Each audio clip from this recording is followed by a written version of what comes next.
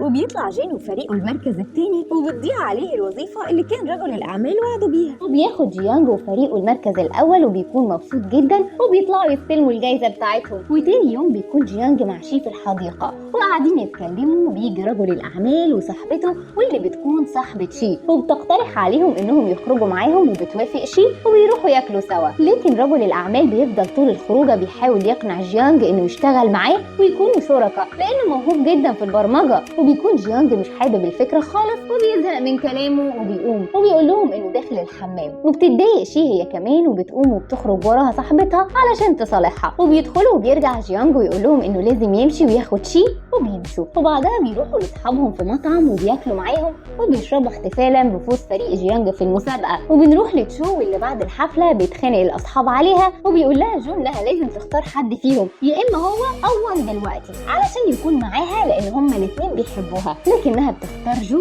بعد ما وان جرحها وبيتضايق وان جدا وبيخرجوا مع بعض. ولما بيرجع جو السكن بيتخانق معاه وان وبيسيب جو السكن وبيقول لهم إنه هيقضي النهارده في بيت باباه لحد ما وان يهدى وبيمشي. وبنروح لجين اللي بيكون متغاظ من جيانج وبيروح يقول لمامة شي إنها مع ولد. وبتروح الأم لسكن شي وبتدخل الأم تدور عليه ما بتلاقيش الأم حد. وبعدها بتقول لها الأم إنها خايفة عليها وإنها لازم تركز في مذاكرتها وبتطلب منها تنظف المكان علشان جين جاي يتغدى معاهم. وبيجي جين ياكل معاهم وبيقعدوا يتكلموا وبيبان إن الأم عاجبها جين وعايزاه يكون مع شي. وبعد كام يوم بيكون الامتحانات في الجامعة وبتطلع شي من الامتحان وبيكون مستنيها جيانج وبتكون حاسة إنها حلت وحش ويطمنها جيانج. وبعد ما بتخلص مدة الامتحانات بتودع جيانج وبترجع مع مامتها البيت تقضي الأجازة معاها. وأول ما بتدخل البيت بتلاقي مامتها عازمة جين وعيلته عندهم وبتتلكك علشان تقوم وتطلع أوضتها لما بتلاقي مامتها عمالة تتكلم في إنهم يكونوا مع بعض. وبتطلع تغير هدومها وبتنزل تتعشى معاهم وبتلاقيهم لسه بيتكلموا في موضوع جوازها من جين وبتتضايق جدا وبتبتدي تتصرف بطريقة وحشة معاهم وبتاكل بطريقة مقرفة علشان أهله يفهموا إنها مش عايزاه. وبتخرج شي تتمشى وبيكلمها جيانج فبتطلب إنها تقابله وبتقابله وبتحكي له اللي حصل. وبعدها بتقول له إنها جعانة فبياخدها وبيروح بيته علشان يتعشوا وبيعرفها على عيلته وبيقعدوا ياكلوا مع عيلته. وبتكون شي متوترة لأنها أول مرة تقابلهم وبتكون بتحاول تخليهم يحبوها. وبعدها بيسهروا معاهم شوية وبتودعهم شي علشان ترجع البيت. وبيكونوا في ليلة راس السنة وبيعرف وان إنها قاعدة في البيت لوحدها فبيجيب أهله وبييجوا يقعدوا معاها شوية علشان ما تقضيش اليوم لوحدها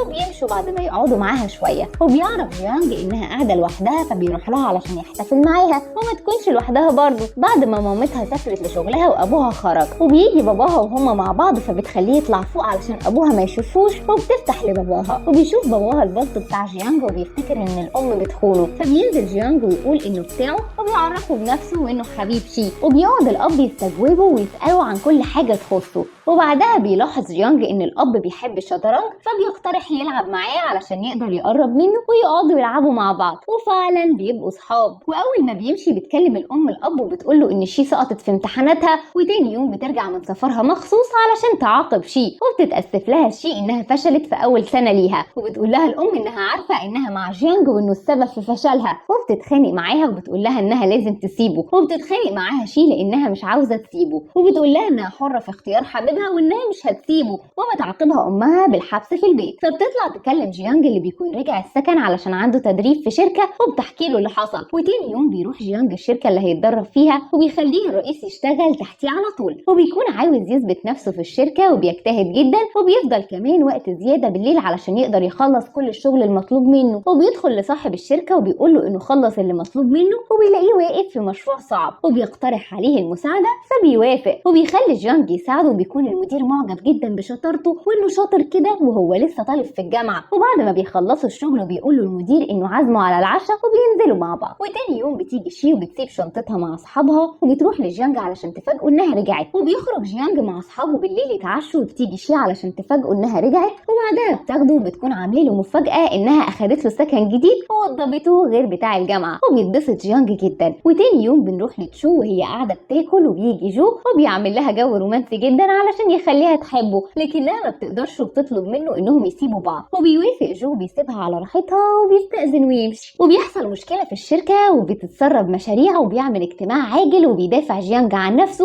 وبيقول ان المعلومات دي مش هو اللي مسربها. وبيصدقوا المدير وبيقول انهم هيدوروا لحد ما يعرفوا مين اللي عمل كده. وبعدها بيدخل جيانج لصاحب الشركة وبيقول له انه محتاج يثبت براءته وان كل ده مؤامرة ضده ولازم ما يستسلمش. وبيكون المدير مصدقه، لكن شريكه بيصمم انه يطرد جيانج من الشركة. فبيقرر المدير ان هو كمان يسيب الشركة. وبعدها بيروح جيانج يقابل مدير الكلية بتاعته وبيشرح له اللي حصل وانه ما عملش حاجة، وبيتأسف له انه تسبب في مشاكل الكلية. وبعدها بيجي كل اساتذته واصحابه بيقولوا له انهم معاه لحد ما يثبت براءته ومش هيسيبوه. وتاني يوم بيروح يقابل مديره وبيعرف ان الشركة رفعت عليه قضايا، وبيقول له المدير انه هيكون معاه وهيقف جنبه، وهو قاعد معاه حد بيكلمه وبيطلب يشوفه. فبيستأذن من مديره وبيمشي. وبيطلع اللي كلمه هي ام شي وبيروح يقعد معاها وبتقول له انه مش مناسب ليها ولازم يسيبها ويبعد عنها. وبيرجع البيت يلم حاجته وبترجع شي بتسأله رايح فين، بيقول لها ان عنده رحلة شغل وبيودعها ويمشي. وبعد ما بيمشي بمدة بيكلمها ابوها وبيقول لها على اللي عملته امها وانها اجبرته انه يسيبها،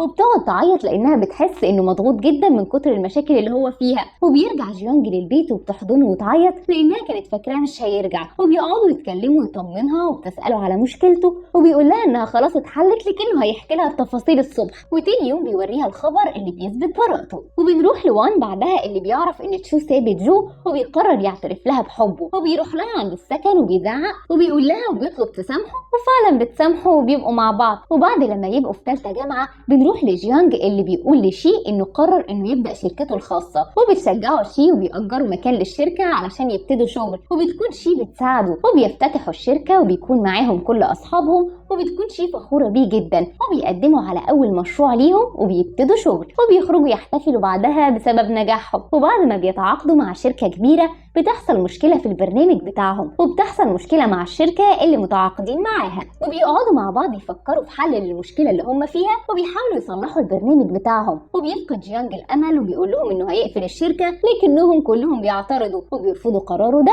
وبيتخانقوا معاه وبيمشوا. وبيقعد هو وشي في الشركه يتكلموا وبتحاول تهديه علشان يرجع في قراره. وبعدها بيقرر انه يروح يقابل صاحب شركه تانية ويشرح له مشروعه ويمكن يساعده ويقدر ينقذ شركته الخاصه. وبينجح فعلا انه يقنعه يستثمر معاه في شركته. وبيروح يفرح اصحابه بالخبر وانهم هيكملوا شغل عادي وبيتبسطوا جدا منه. وبعد مده بتجبر مامة شي بنتها انها تروح تقدم على طلب انها تكمل دراسه بره، وبتضطر شي تعمل كده فعلا وبتكون مخبيه على جيانج ومتضايقه جدا. وبتخليه في يوم ينزل اجتماع، وبعدها بتاخد شنطتها وتروح له الاجتماع علشان تسنده وتكون معاه وتمشي بعدها. وبعد ما بيخلص بيعرف انها مسافره وبيروح لها بسرعه وبيلحقها وبتقول له انها لازم تسافر وانها تخلص دراستها وترجع له، وبيقول لها انه هيستناها. وبعد سنتين بيكون جيانج مستني رجوعها اللي قرب جدا، وبيكون بقى ناجح جدا في شغله وشركته بتكبر وبترجع شي، وبتكون عامله له مفاجاه وبيتبسط جدا برجوعها. وبيكون تشو ووان اتجوزوا